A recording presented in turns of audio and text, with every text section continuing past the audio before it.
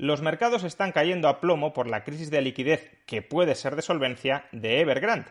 Pero ¿por qué Evergrande tiene un problema tan serio de liquidez? ¿Y por qué los mercados están reaccionando como están reaccionando a esta crisis de liquidez de una empresa como Evergrande?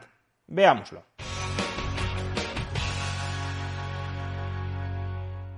Si ayer hablábamos de Evergrande y decíamos que el problema de deuda y el problema de malas inversiones inmobiliarias en China no era un problema exclusivo de esta compañía, ahora bien, haríamos muy mal en pensar que esta crisis de liquidez de Evergrande es un evento aislado, un evento que no tiene relación con lo que está sucediendo en el resto de la economía china.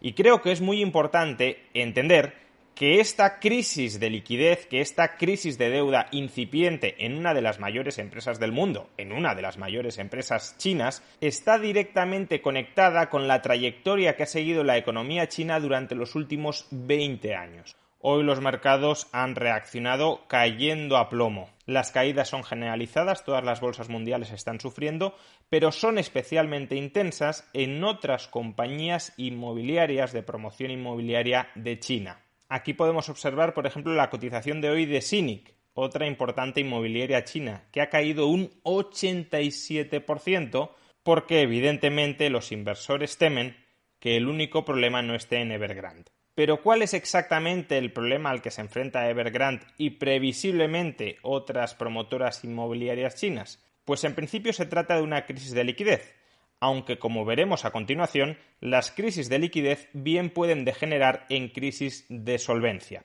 ¿Por qué estamos hablando de una crisis de liquidez? En primer lugar, porque Evergrande debe 300.000 millones de dólares y solo tiene en su activo 15.000 millones de dólares en tesorería. Adeudas 300.000 millones, dispones para pagar de 15.000 millones de dólares.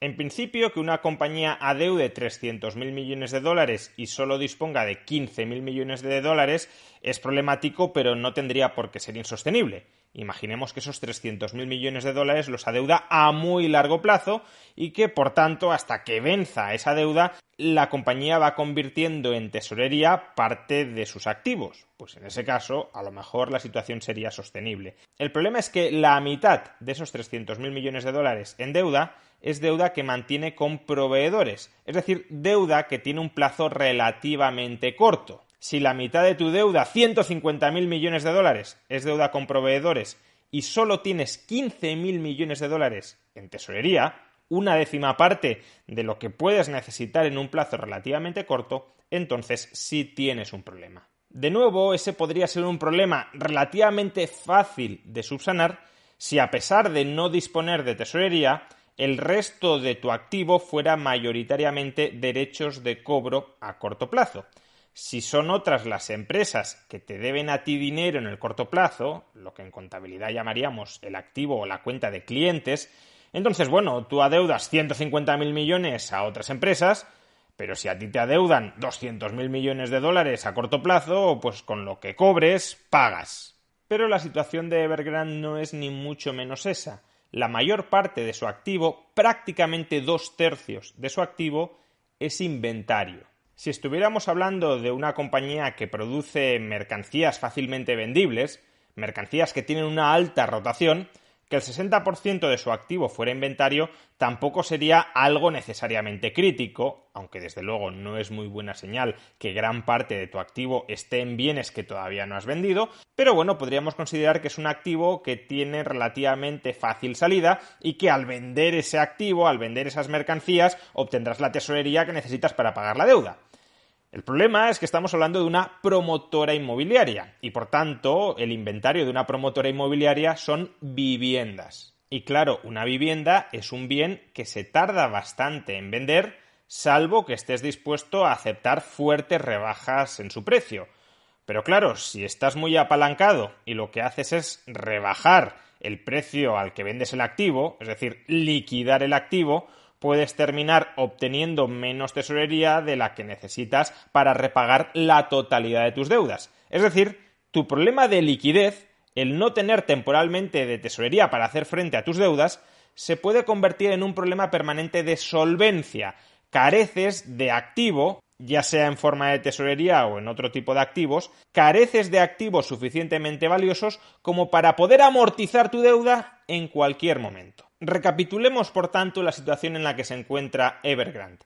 150.000 millones de dólares en deudas a un plazo relativamente corto.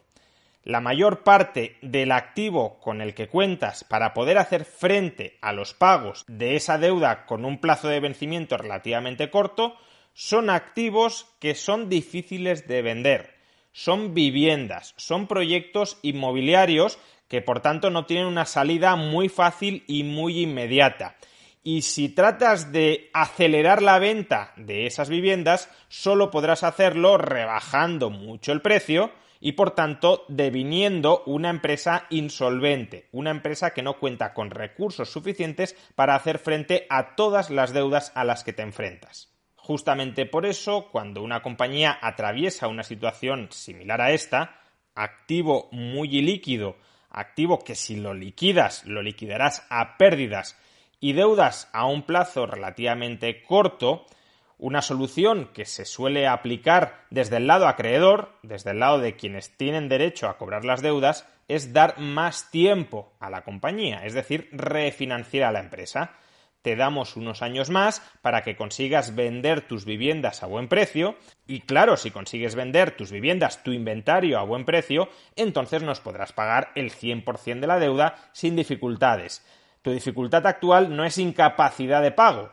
Tu dificultad actual es que tu deuda vence a muy corto plazo y no tienes tiempo a realizar tu activo, a realizar tu inventario, a vender tus viviendas a un precio suficientemente alto como para pagar las deudas.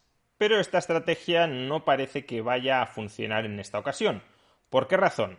Primero, los acreedores de Evergrande ya han tenido que refinanciar la deuda que vencía de la compañía en otras ocasiones en el pasado. Y evidentemente todos los acreedores tienen sus límites, especialmente cuando vas viendo que la compañía tiene una supervivencia cada vez más complicada.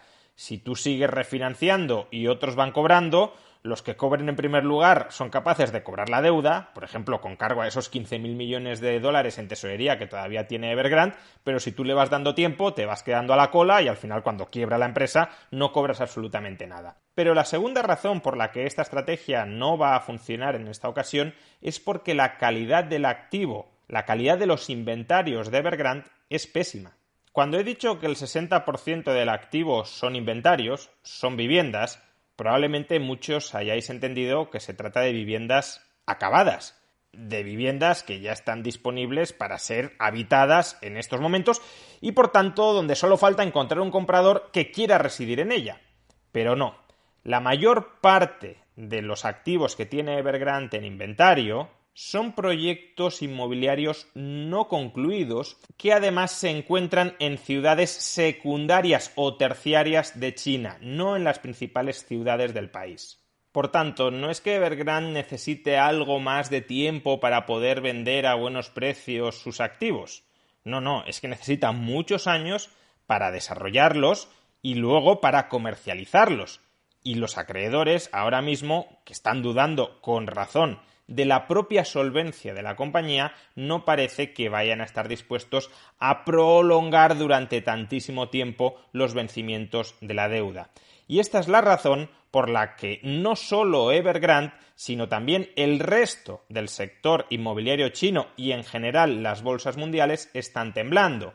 Porque si Evergrande termina cayendo, si Evergrande termina siendo víctima de un concurso de acreedores, van a pasar inmediatamente varias cosas. En primer lugar, va a haber una liquidación masiva de activos inmobiliarios y esos activos inmobiliarios van a competir con los de otras promotoras inmobiliarias chinas. Si Evergrande está liquidando sus activos inmobiliarios al 30, 40, 50, 60 o 70% de descuento, evidentemente las otras inmobiliarias no van a vender nada, salvo que rebajen también los precios. Por tanto, va a haber una ola expansiva de deflación inmobiliaria que va a dañar a otras promotoras inmobiliarias.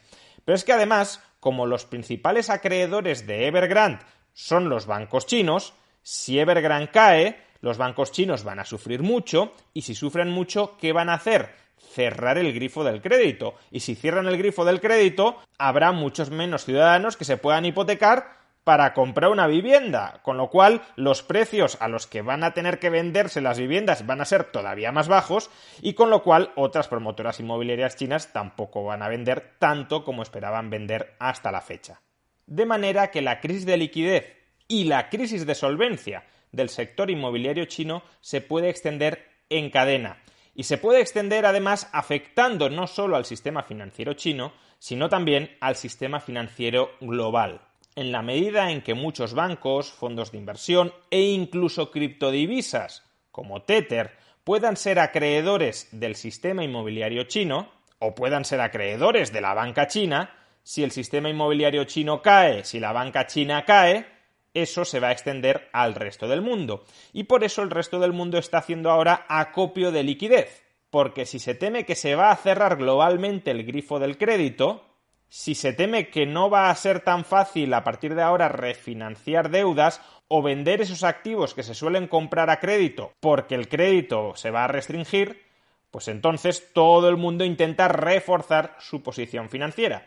Y por eso hoy se está liquidando todo, incluyendo también Bitcoin, porque se intenta hacer caja. Y la caja es internacionalmente el dólar, porque las deudas de todas o de gran parte de las empresas mundiales están contraídas en dólares y por tanto lo que necesitan para hacer frente a esas deudas si se cierra el grifo del crédito son billetes verdes, es tesorería en dólares. En definitiva, los mercados mundiales están temiendo que podamos estar entrando en un momento Lehman o en un momento Minsky. En un próximo vídeo os explicaré con más detalle qué es esto de momento Minsky.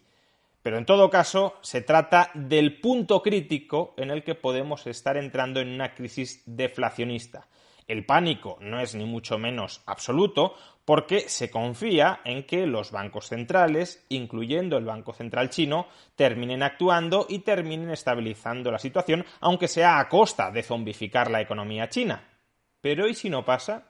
¿Y si no hay esa intervención masiva? Porque, por ejemplo, los bancos centrales también tienen miedo de las tensiones inflacionistas que se están viviendo en los mercados.